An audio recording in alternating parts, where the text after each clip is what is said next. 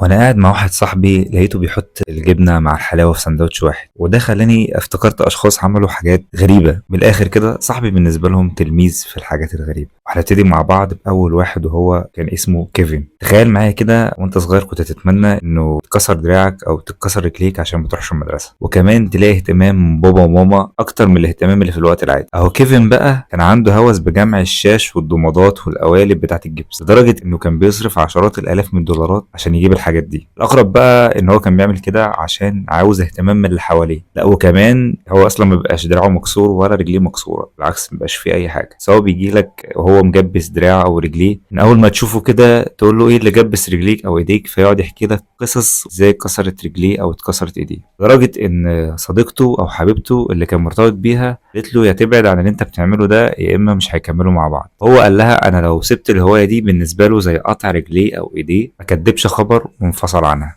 لما بنيجي نتفرجوا على مذيع في التلفزيون او مراسل في بث مباشر، تلاقي دايما في ناس عماله تشاور بايديها لدرجه ساعات بيحاولوا ان هم يبعدوهم عن الكاميرا، وده في العادي بيبقى بيحصل صدفه نتيجه مثلا ان المذيع بيصور في الشارع او في منطقه شعبيه او في منطقه غير شعبيه، ايا كانت، المهم ان الناس بتلمح حواليه وبتحاول تظهر في الكاميرا. تخيل بقى معايا ان واحد كان عنده هوس ان هو يظهر في الكاميرات، سواء مع ورا مراسل، في مؤتمرات، في مداخلات، في اي حاجه، المهم ان هو كان اي كاميرا بيشوفها بيظهر قدامها، سواء كان بيتكلم في التليفون او شال شنطه او واقف بيتفرج وخلاص، المهم اللي هو كان لازم يظهر في الكاميرا ورا المذيع او المراسل على طول، او اي حد بيخطف في الناس. حتى ده كان اسمه بولياردو من لندن، وكان دايما بيقول ان المذيعين كلهم استقبلوا الناس ما عدا هو، محدش استضافه ولا مره، سواء المذيعين او المراسلين. وكان كل اللي في دماغه ان السبب ده حجم جسمه، لانه هو كان سمين شويه. المفروض ان اشخاص التخان يتعاملوا معامله كويسه زي الاشخاص العاديين، ودي كانت دماغه، وده المبرر اللي خلاه تقريبا يظهر في مئات اللقاءات والكاميرات والبرامج. تخيل كده معايا يا صديقي انك تشوف كلمه انا هخليك تسف في التراب من الشوارع. وده اللي حصل مع العجوز الهندية اللي اسمها كوسوباتي. كانت بتاكل رملة وعندها 80 سنة، وبتقول ان هي كانت بتاكل الرملة من وهي عندها 20 سنة، يعني بقى لها 60 سنة بتاكل رملة، ده طبعا بجانب اكلها. والغريب بقى ان هي كانت بتاكل تقريبا بمعدل 2 كيلو في اليوم بجانب اكلها كمكمل غذائي، وان عمرها ما راحت للدكتور. الغريب بقى في الامر ان هي ما كانتش بتروح لدكتور ولا عمرها اشتكت بحاجة، وده بيرجحه للباحثين ان الرمال بتحتوي على كالسيوم وحديد، وده بيدي مناعة للجسم. لا وكمان اكل الرملة بيخليك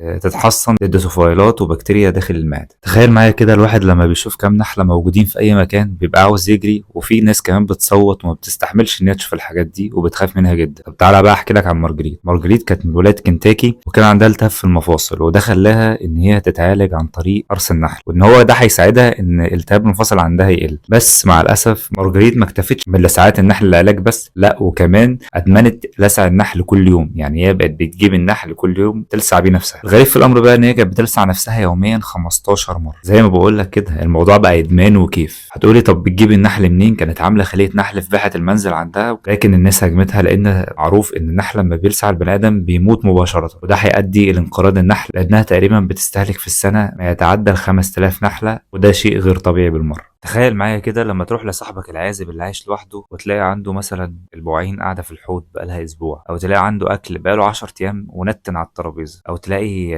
حاجات غريبه كده جنب السرير ولا على الكومودينو مركونه كده بقالها عشرات الايام. لو اقول لك ان واحد قعد 15 سنه ما بينضفش بيته ولا ايديه لمست منظف اصلي. كريستوفر سيلفستر منزله فعلا حرفيا مقلب زباله، ما بيلمس حاجه فيه وينضفها. متخيل معايا كم العفانه الموجود في المكان ده؟ وبسبب ده حس ان في كارثه، ادرك الكارثه، وكم النتانه اللي بقت تطلع من البيت خلته اضطر ان هو يلجأ المتخصصين ينظفوا له البيت. طبعا ده عمل ضجه اعلاميه. تخيل معايا كده تكون شخص محترم، كبرت، دخلت الحضانه، بعد كده المدرسه، بعد كده الجامعه، واتخرجت وبقيت مهندس او دكتور او محاسب محترم، وكمان اشتغلت شغلانه محترمه واتجوزت واحده وكونت اسره والدنيا تمام التمام، واذ فجاه كده تقرر اللي انت عاوز ترجع بيبي مره تانية. زي ما سمعت كده اللي انت عايز ترجع بيبي مره تانية، هتقرر تعيش بستايل البيبي في كل حاجه، تلبس حفاضات، لا وكمان عايز ترضع من الببرونه. وده كان واحد اسمه فيل، ده قرر يكون كده فعلا. والغريب بقى انه عرض على مراته ان هي تعامله كطفل، ولو هي ما عملتلوش كده فهو هيطلقها وهينفصل عنها وهيرجع لامه تاني. لما رجع لامه وقال لها ان انا عايز ارجع طفل تاني وعايز اتعامل معامله اطفال والبس بامبرز، امه بدل ما تقول الولد اتجن، الولد اتلبس، الولد حصل له حاجه، يعني اي حاجه، الولد مسحور، الولد عايز يروح للدكتور نفسي، لا هي بكل سهوله قررت ان هي تدعمه في قراره وتعمل له اللي هو عايزه، وفعلا بدات تدلعه وتعامله كانه بيبي، وان ده حقه، وان وين وحاجات ياما، لدرجه كمان ان هي راحت جهات حكوميه عشان تسجله ان هو عمره سنتين بس، وهو شايف ان الموضوع ده هوايه، وهو بيتحرج وبيخاف وبيتكسف يقول للناس الموضوع ده عشان يفكروا ان هو خارج عن الازهار. حقيقي الحمد لله على نعمه الاسلام. اتمنى تكون الحلقه عجبتكم، دعموني بلايك واشتركوا في القناه،